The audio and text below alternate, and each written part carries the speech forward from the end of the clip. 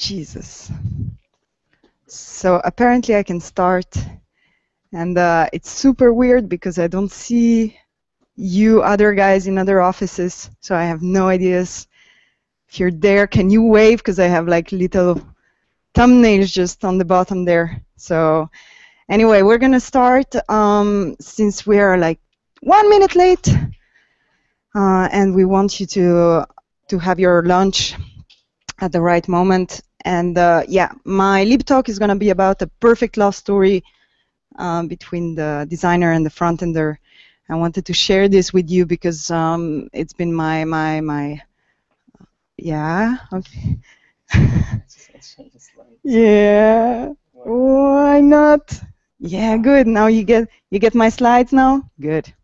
Cedric, thank you for the whole setup. It's been half an hour that we're struggling with the whole thing. And now we can, yeah, it was a struggle. But first, before going into all the technical stuff and the solutions and things like that, I would like to share a little story with you.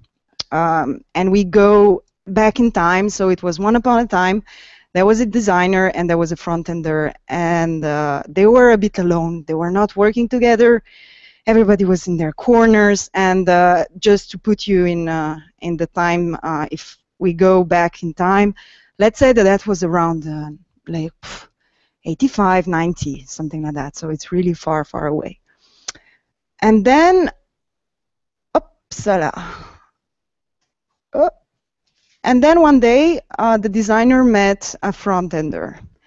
And it was love at first sight. Because what happened is that they had lots of wonderful ideas.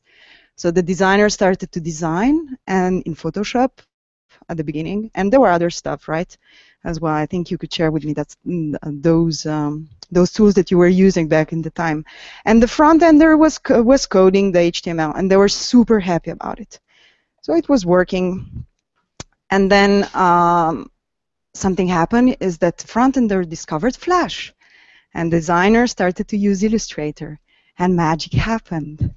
So there were lots of super creative ideas. Things were flying around, and there was Laurent, who was the biggest master in Lausanne doing Flash animations and development and stuff. So we were super happy. But then some time passes, and Flash is gone, and dark times comes in. And the front-ender asked designer to code, and designer asked front-ender to design. That was the part where the doubt is stalled.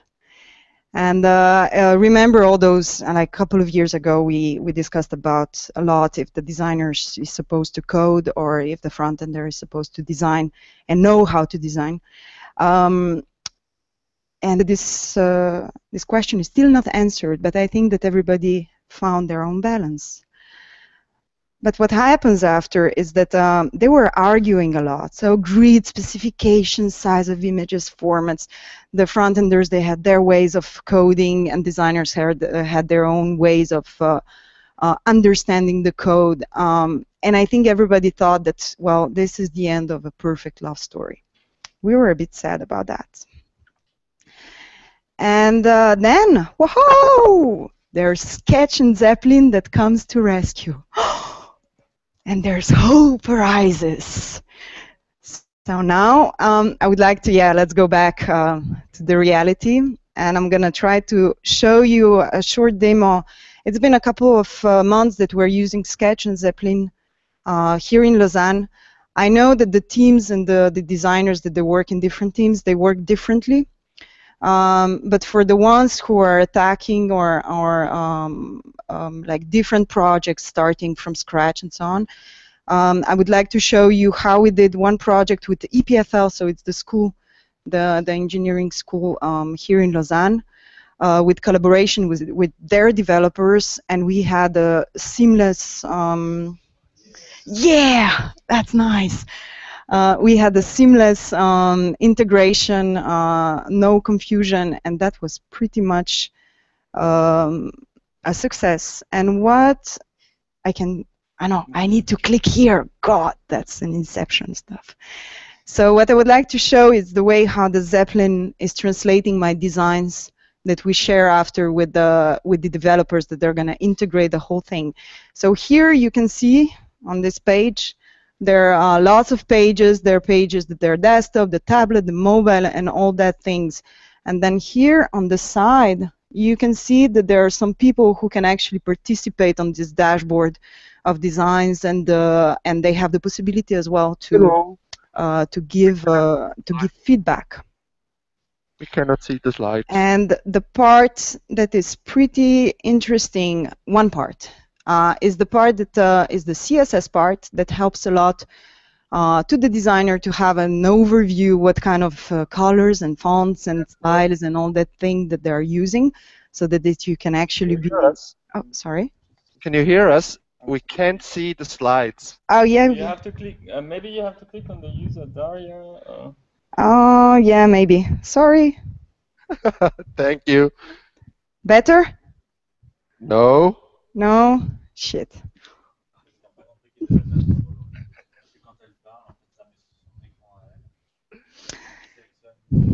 Okay, so you have to click on the little window Darja and stick to it?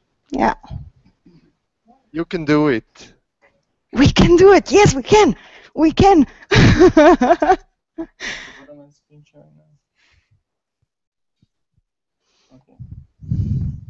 Is that working now? No. Yeah. No, I'm complicating. You know, designers. We always come with things not compatible with the whole thing. That is everyone. That's good. Yay! Yeah, we made it. We made. You have it? Yes, we have it. All right, wonderful. So I'm going to start from the beginning. So we went straight to the Zeppelin. Zeppelin is the tool that it's some sort of cloud for the designs, where I can put my designs and I can share it with people who are involved into the project. So here we are, in particular, on the dashboard, where I can upload the designs from Sketch, but I'm not showing Sketch because it's not the point. And I would like to show you two features. So the feature is the one that it's called Style Guide, where a designer can have a preview of all the styles and colors and things that they're using in their designs. So in some way you can have sort of how can I say that? You can see where you're doing too much and how you can optimize, in fact, your designs in terms of titles, colors, and others. But also what happens here, that the developers can have an access to font families, the sizes of they have the CSS there and the colors and everything, what they sort of need and usually ask if they don't have the original files at hand. And but one part which is pretty cute that I would like to show you is the part where we talk about sharing the assets. So the developer is going to be able to click different elements in the Zeppelin. So you can see that I'm clicking on different icons. And here on the right side, they have an asset that they can add downloads or in SVG or in PNG. And they have a small CSS that it's ready for them as well if they need it. They have sizes that are there available, and so the crucial information is there for them to use it after in their integration. So this was like the biggest help, in fact, to optimize the workflow between the designer and the front-ender, because all the information was there without me actually typing something or writing down something on a JPEG or a piece of paper. And also what happens is that if there are some modifications that I need to apply, I can refresh the Zeppelin dashboard and they get the recent designs, the latest designs with all the updates instantly. So in some way there's no confusion with sending the latest final 3 version, I don't know, whatever. But it serves as a working tool to share your designs, and so they have really the latest information for it. And And the part which is pretty cool as well is that without, I mean, so that they need to, for example, at the moment when they're in the design, trying to, I don't know, working on it, integrating it or whatever, without calling me, they can actually just drop me a message saying like, what's up with that? Give me some more info. I think this is wrong. Can we discuss? So this communication was really cleared after we installed this collaboration with Zeppelin. And I need to say that EPFL is not really the school that it's up to date with all the latest technology, but they had zero problems installing this free tool called Zeppelin, and we had zero blocker as soon as we installed that. So in some way, the project was really a pure success. So let me go back to the presentation then. Yeah. Oh my God! Now there we're gonna. Okay, we're gonna do it. We're gonna do it. Never again, huh? Yay! All right. So the last one, and it's okay. It's okay.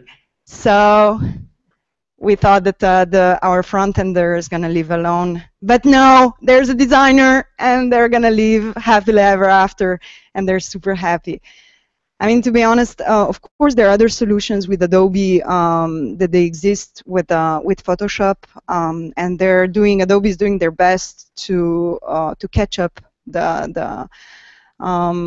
on this part, how we share the assets and how we share the designs so that they're feasible and easily implemented by the front enders. So if you're an Adobe guy, just go for it. And just for a little story, I was, for the past 15 years, Adobe fan, and I would never thought that I'm gonna switch to something, less mainstream, and I did it. So, and I approve the tool. It's really cool. It's, of course, if you're an Illustrator guy or a girl, of course, Sketch is far less advanced than those tools. I think there are some things that you're going to still have to do in Illustrator prior to doing it in Sketch. But anyway, here the point was just to show you how we can optimize this workflow between the designers and developers, the front-enders more precisely, so that we stop losing times with wrong designs being implemented, or some ambiguity, or things that are not comprehensive. And then what we did as well is that we asked in our looks team, thanks everyone for the feedback. There were people that were actually testing it before I decided to prepare you the presentation. So here we have some positive and negative points of views. So on the positive side, if we start with the positive, we have, it's super fast for layouting. There's no problems. It's really seamless across all the devices. You don't have any problems with that. It's a low learning curve. Honestly, you go for it in half a day. You should be comfortable with it if you were Adobe user before or used to using Illustrator, Photoshop, or other tools for designing. Export function is great. Here it's the Zeppelin connection is really cool. And then CSS, saving time. There are some really cool free plugins. I think Tom could explain a bit more because he installed 15 of plugins that he's using all the time now. And then the feedback option, for example, if you collaborate with the client directly. But then on the other side, there was Sylvain, who in Fribourg, who went through the testing as well, and he pointed out that the SVG files are actually, you need to be careful how you export them. He would like to have a possibility to edit the CSS after the export. And he says also that the CSS is partly useful, so we can only trust him on this. And I think that with collaboration and exchange between the front-enders and the designers, we can optimize that as well, so that these things are useful as well. And somebody said the part that it's a bit tricky is that there's no prototyping. So in some way, we still have to pass through InVision if we want to do some interactive prototypes to show off the designs. So we're going to see what happens next, if there's going to be some evolution on it.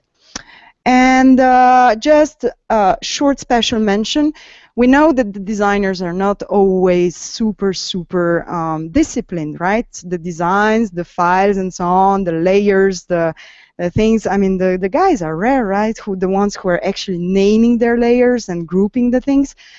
But Sketch and Zeppelin, here you're not gonna, I mean, you cannot do that anymore.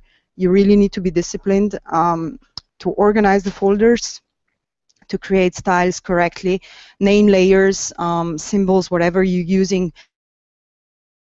That means from the start. So there's no excuses for that, because otherwise, when a front-ender gets this information, they're gonna just be lost. So yeah, discipline is something that you need to, if you don't have it yet, add to those files.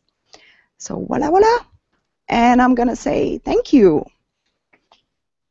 Question part.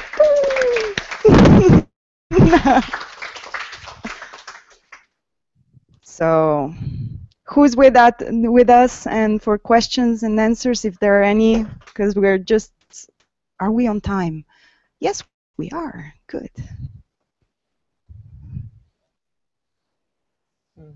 Yeah. Wait, there's an exception thing coming in.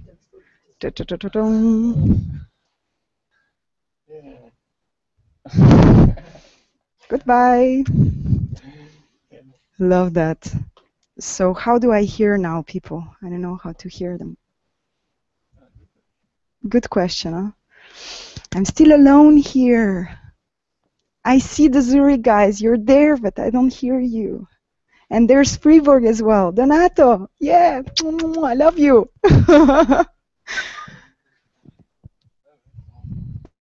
Ça va marcher?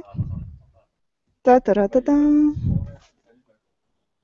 So yeah, I think I did something with all this installation that it's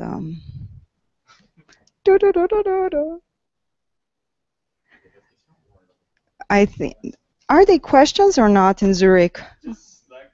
They are? Yes or not? No, I don't think so. No, you don't think so. Okay.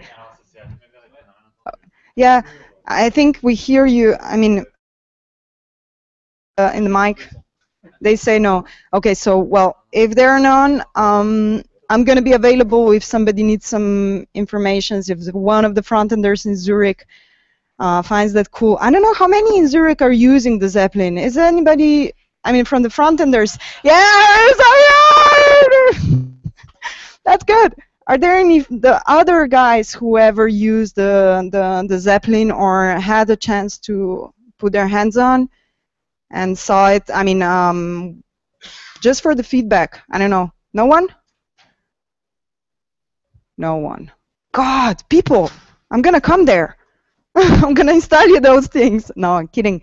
No, but just to say, yeah. I mean, if you have like a bunch of assets to share and stuff, it's a good good thing to use. So now, yeah. Well, we're gonna say bye then, and thank you again for joining. Bye. Yeah. Good.